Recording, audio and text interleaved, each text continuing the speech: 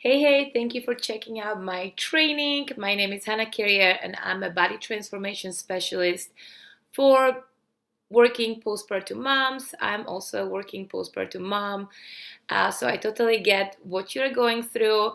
And a lot of my clients, before they join the program, this is one of their biggest struggles, eating too much at night because they're tired, they're stressed, and they're super hungry. So here's some of my tips on what to do to stop this.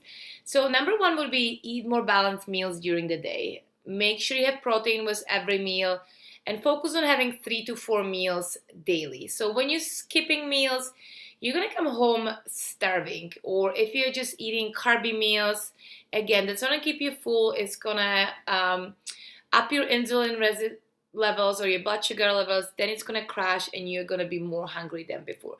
So make sure these meals are balanced, high protein meals. Number two is don't skip breakfast. Again, a lot of my clients, before they start working with me, they're skipping breakfast, then they have light lunch, and then they come home for dinner and they're completely starving. So it's hard to make good decisions when you are starving. You have your dinner and then you want to eat more, okay? Because you are so hungry.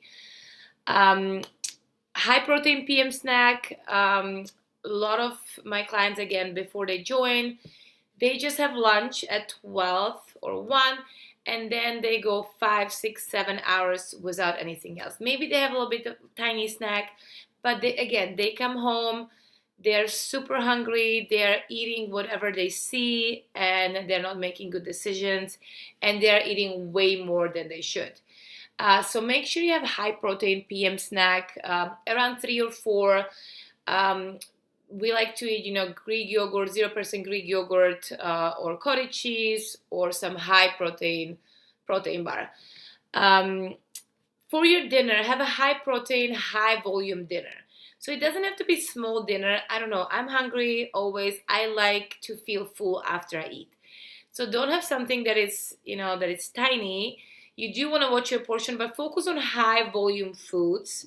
So lots of vegetables, lean protein, good portion of lean protein. And you want to have some carbs too. It's going to make your sleep a little bit better and it's going to make you a little bit more full. So big dinner, high volume dinner, high volume, low calorie dinner, I would say, or lower calorie dinner. So you can do high volume with less calories. Then close the kitchen at 7 p.m. mentally, okay? So unless you're coming home from work around, 7:30, 8, of course you have to eat later, but a lot of us have dinner around 5:30, 6:30. So mentally close the kitchen at 7. I'm done eating for the day, and it's going to be good for your digestion, taking a good break, like 12-hour break from eating. Good for weight loss as well, better for your sleep. If you're eating too close to bedtime, you're not going to sleep as good, okay? Replace snacking with better habits. So I used to crave something always after dinner or later. I used to snack in front of the TV. So I replaced it with better habits. So right now I'm just I'm sipping on an herbal tea. I make a big herbal tea and I'm just sipping on that.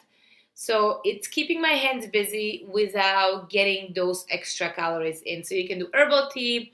You can even do like some low calorie drink. Some of those electrolyte drinks, they have like 20 calories if you feel like something sweet. Diet Coke, but that's going to mess up your sleep. So something that is diet, maybe with no caffeine. Herbal teas, bubbly water. So something to keep your hands busy, but staying away from food. Also check in with yourself. Am I hungry or am I just bored, tired, stressed? A lot of times, we are eating because we are tired or we are stressed. So just check in with yourself, like what's going on. Set your environment for success.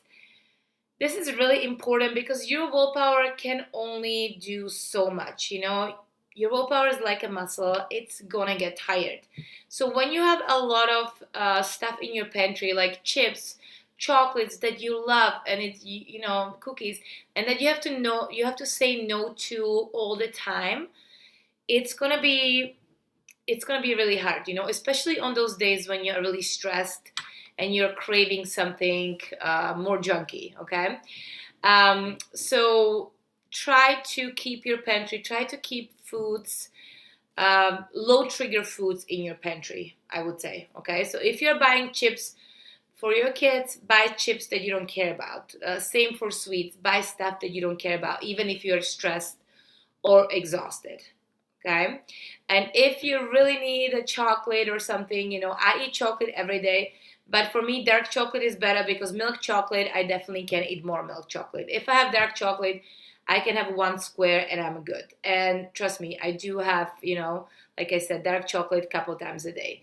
But again, keep it to one square, stay within your calories. And last one would be go to bed early, because if you close your kitchen at 7 and staying up until 11, you're going to get hungry. So the longer you stay up, the more hungry and you're going to be, the more cravings you're going to have. That's number one. Number two is if you're only getting like 6, some people even 7 hours is not enough. If you're only getting 5, 6, 7 hours of sleep, you'll be a little bit hungrier the next day if you're not getting enough sleep. So you're going to have more cravings. You're not going to get as much satisfaction from the food you usually would. Okay, so go to bed early, get your sleep. Again, if you can, if you're listening to, I'm training a lot of postpartum moms. They have, their babies are like 8 to 2. So the sleep might be a little bit harder. Try to go to bed early anyways, and get as much sleep as you can. So hope this helped.